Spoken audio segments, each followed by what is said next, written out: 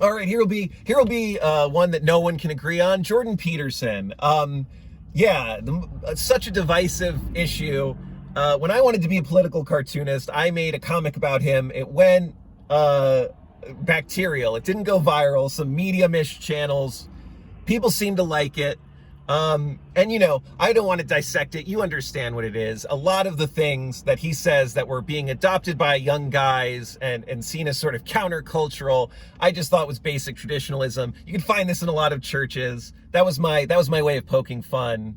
And you can imagine, as someone from the left, there's a lot I don't agree with him on that I probably won't get into now.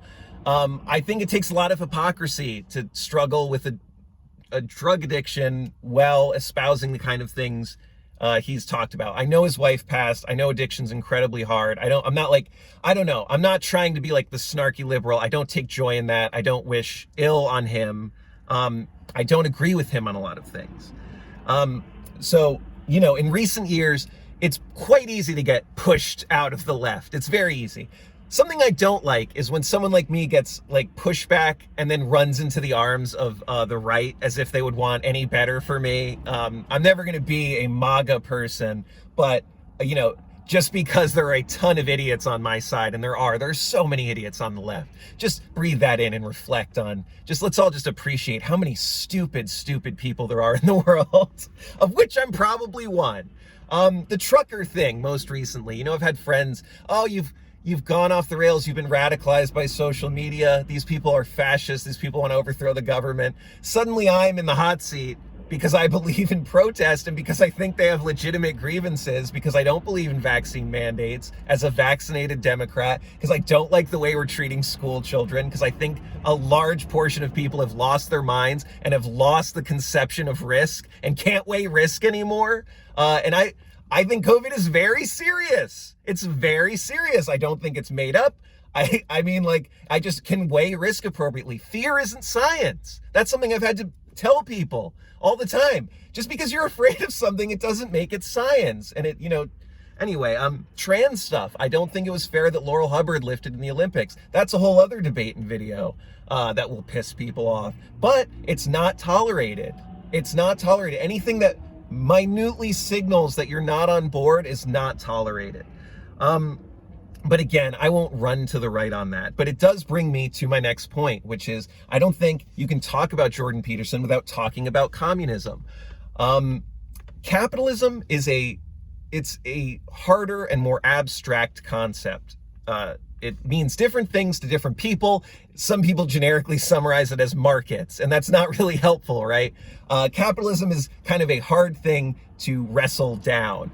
Communism is not. And I get annoyed when communists pretend that it's the same thing. It's very straightforward. I don't like Marx, but to Marx's credit, he is an incredibly straightforward writer. When he talks about primitive accumulation, you know exactly what he means. When he talks about surplus labor, you know exactly what he means. And being involved in activism, being on the left, I've been around these people for a long time, and they will endlessly sit at a cafe and parse Marx and talk about the nuance. There is no parsing or nuance. He's very straightforward. Communism is very straightforward. Communism is the end result of Marxism. Marxism is a critique of capitalism, labor. It sees the whole system as running on exploitation. Communism is the end phase wherein the workers overthrow this order and instate communism, a collectivism where everyone shares in the decision-making and operation of society, where workers own the means of production, okay? There's nothing complicated there. I'm tired of debating communists and having them sit and play with their beards and make a pensive look on their face that I don't quite get Marx. I'm so tired of being told I don't understand Marx. I had someone send me a book, Understanding Marxism. It was like a 20-page pamphlet, political propaganda. Anyway, I digress. Communism, very straightforward. I detest communism. I vehemently oppose communism. And so many people I know, so many people who liked or retweeted my Jordan Peterson drawing are communists. And so I feel that it's necessary to talk about, because at this point in my life, it's like, look, I don't want to live in Jordan Peterson's world. I don't agree with him on so many things, but I Unlike with him, I would pick up arms to not live it. I do not want anything to do with communism. I don't like that it is creeping into, the culture, into politics. I don't want these people making decisions because they're authoritarian and they're stupid. Communism requires a consensus that generally doesn't exist within humans. Between overthrowing society as a core axiom of its belief, and between requiring consensus and cooperation on pain of death and force, like it is an inherently authoritarian ideology. And I know people would want to debate that. That's where I have arrived. So it's hard for me to laugh along with these people, as I had for years, when, they want to sit and mock Jordan Peterson. And yeah, he's very mockable. He'll sit there crying about something, and I would want to join in, but lately I've had to like push back and be like, your worldview is no better.